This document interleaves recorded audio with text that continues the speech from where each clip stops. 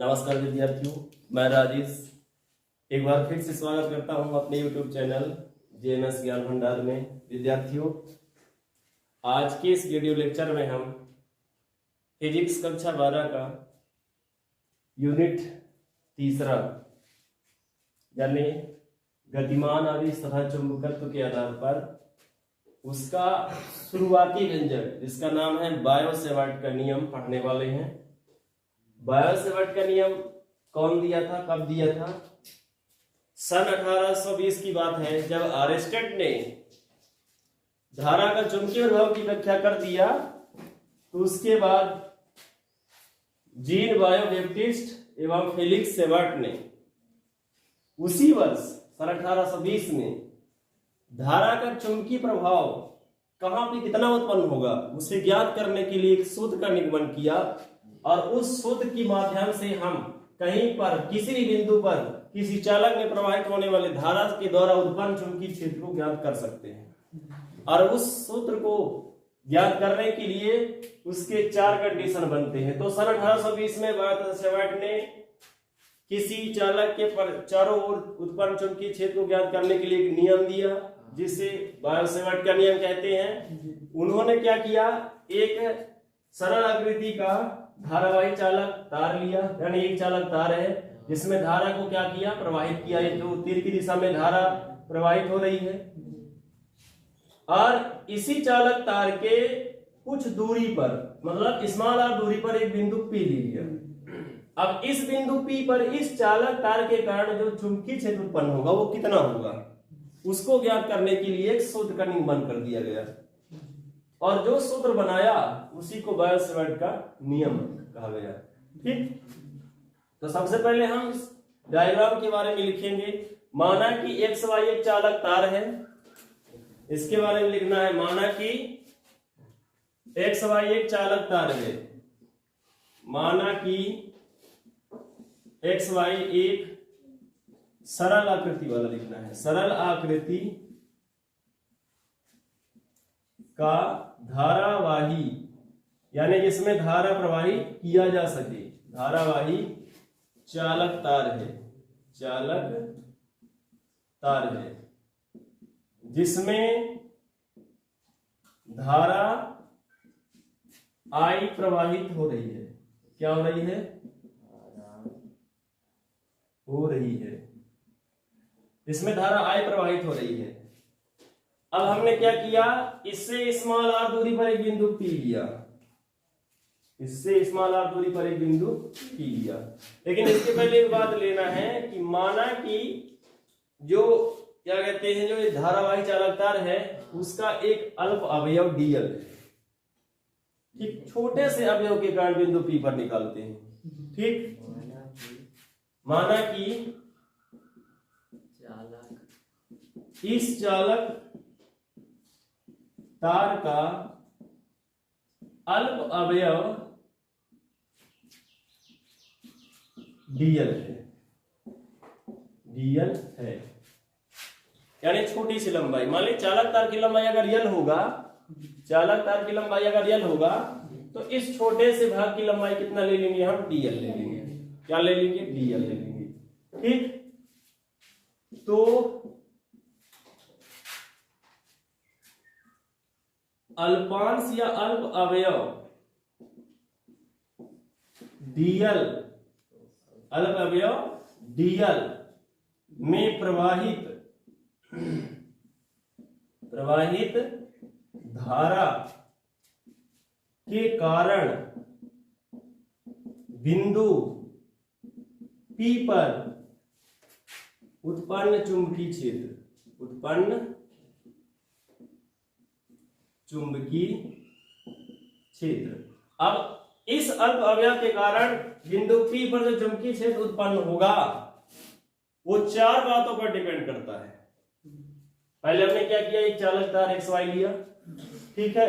अब मान लिया कि इसकी लंबाई क्या होगी, अगर l होगी और उसका एक छोटा सा भाग ले लेंगे dl, तो इस अल्प अवयव के कारण बिंदु P पर चुंबकीय क्षेत्र कितना उत्पन्न होगा, वो किस पर डिपेंड करेगा, वो 4 बातों पर डिपेंड करेगा। सबसे पहला किस पर डिपेंड करेगा, उसमें प्रवाहित होने वाली धारा पर, ठीक है। उत्पन्न चुंबकीय क्षेत्र को हम यहाँ पे डी से व्यक्त करेंगे। ठीक है, डी क्यों लेंगे? चुंबकीय क्षेत्र को डी से व्यक्त करते हैं, लेकिन यहां सिर्फ इस अवयव के कारण, छोटे से अवयव के कारण निकाल रहे हैं तो डी लेंगे। क्या लेंगे? डी लेंगे। यहाँ पे तो सिर्फ डी भी ले रहे हैं। पहला लिखेंगे, पहला चुंबकीय क्षेत्र डीबी के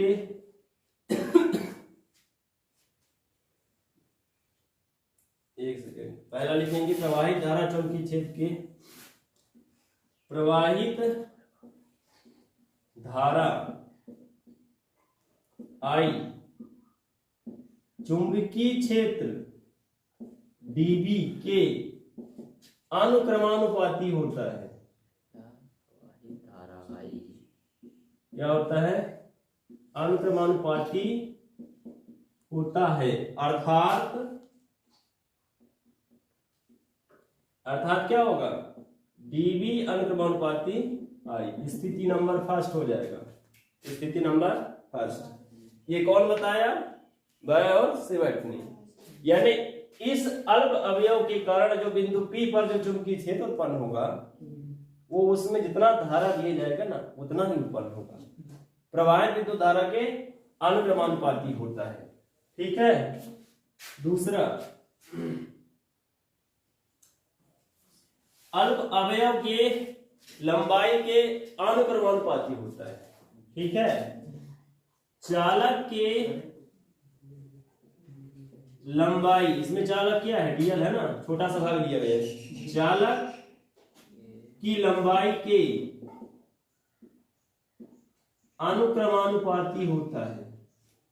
ठीक है, चालक की लंबाई के अनुक्रमानुपाती होता है। कौन होता है भैया? डीबी, चुंबकीय क्षेत्र। ठीक है, चुंबकीय क्षेत्र जो होता है, क्या होता है? चालक की लंबाई के अनुक्रमानुपाती होता है। अर्थात डीबी अनुक्रमानुपात क्या होगा? डीएल। लंबाई कितनी है? चालक की लंबाई कितनी है जिसके द्वारा यहाँ उत्पन्न चुंबकीय क्षेत्र ज्ञात कर रहे हैं? डीएल। ठीक है, तो ये हो जाएगा स्थिति नंबर दूसरा। तीसरा क्या होता है?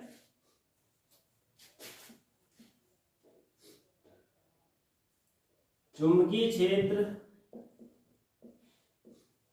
डीबी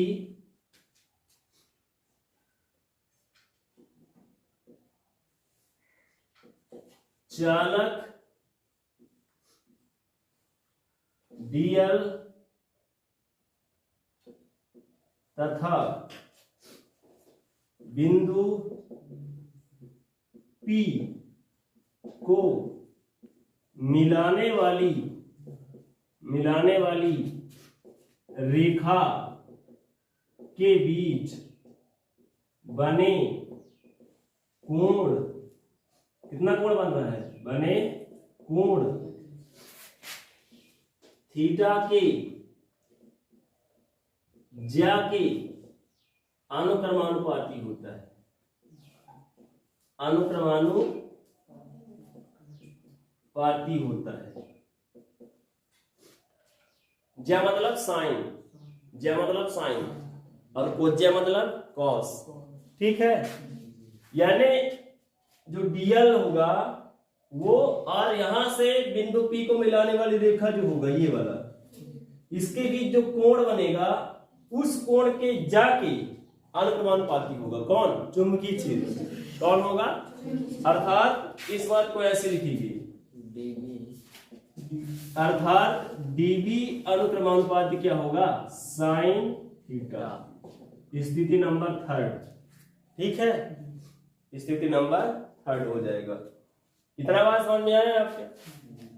यानी उन्होंने क्या बता दिया कि भैया देखो, अगर एक सीधे चालक तार लोगे, उसमें कोई अल्पांश ले लिए डीएल, तो उसके कारण कोई बिंदु अगर आप लेंगे और उस बिंदु पर जो चुंबकीय क्षेत्र होगा वो किन किन कारकों पर डिपेंड करेगा? पहला तो उसमें जितना धारा दिया जाएगा उस पर डिपेंड करेगा। जितना धारा दोगे उतना चुंबकीय क्षेत्र उत्पन्न होगा।